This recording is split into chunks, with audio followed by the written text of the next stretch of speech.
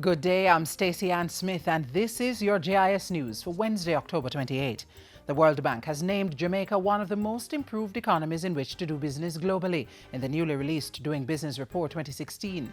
The report, which looks at countries' performance in 11 areas of business regulation, has ranked Jamaica 64 out of 189 countries in which to do business.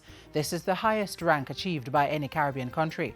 In the Latin American region, Jamaica was recognized for implementing the most reforms for the second straight year, placing the island sixth in the region.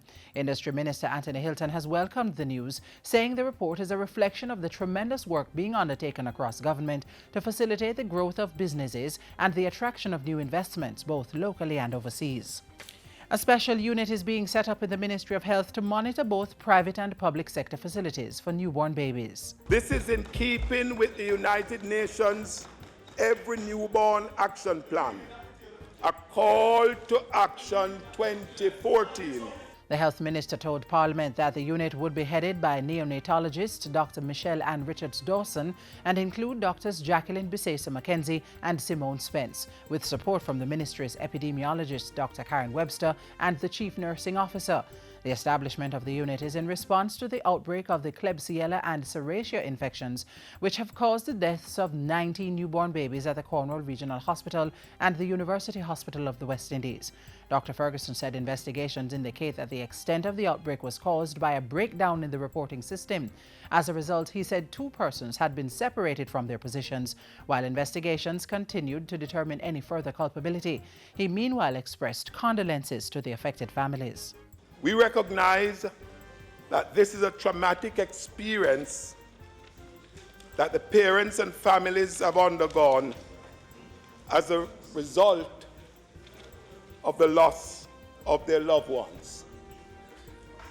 The hospitals will continue to provide counseling and other psychological support to the affected families. Meanwhile, Prime Minister Portia Simpson-Miller has expressed sadness at the infection outbreak and death of the newborn babies. Mrs. Simpson-Miller was also addressing Parliament yesterday. I want to extend sympathies to members of the family, and I hope that the Ministry of Health and the Minister will look at the present system and to see what needs to be done, that what happened will never ever happen again. Justice Minister Senator Mark Golding has released a letter from the UK-based Privy Council, which he says supports the government's push to establish the Caribbean Court of Justice (CCJ) as Jamaica's final court of appeal. The letter, written in 2010, was at the centre of a controversy resulting in the suspension of an opposition senator from the upper house on Friday. In the correspondence, the Privy Council said the court could consider a visit to Jamaica for sittings, but pointed to the cost Jamaica would have to incur. This included 5-star accommodation for all the judges and their staff, security arrangements, and a venue for the sittings.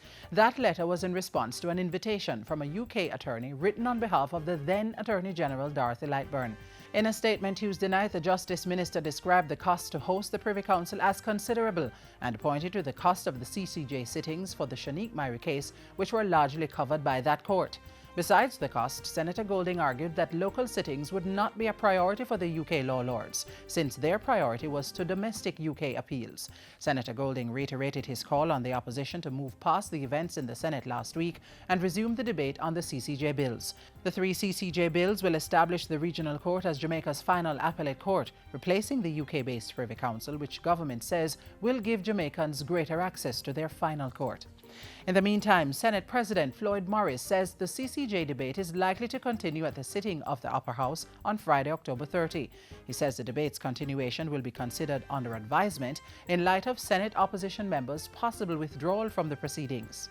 I will do all in my power to facilitate the continuation of this historic exercise, which holds out so much hope for the empowerment of the entire Jamaican society.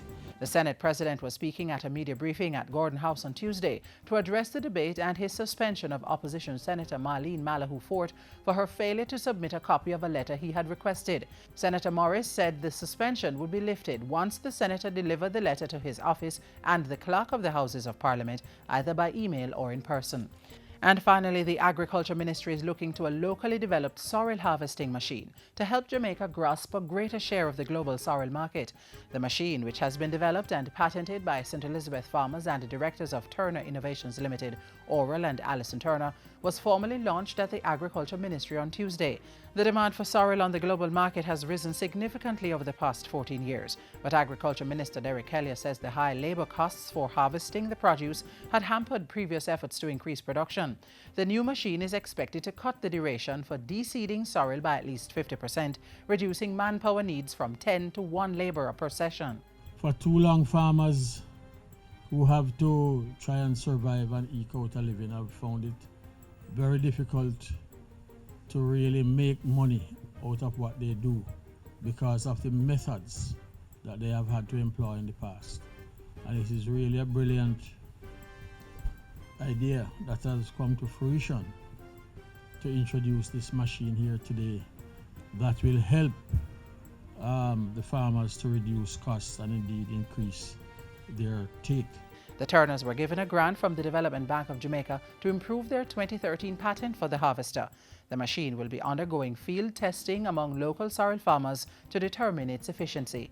And that's it for JIS News Today. I'm Stacey Ann Smith. Thanks for watching.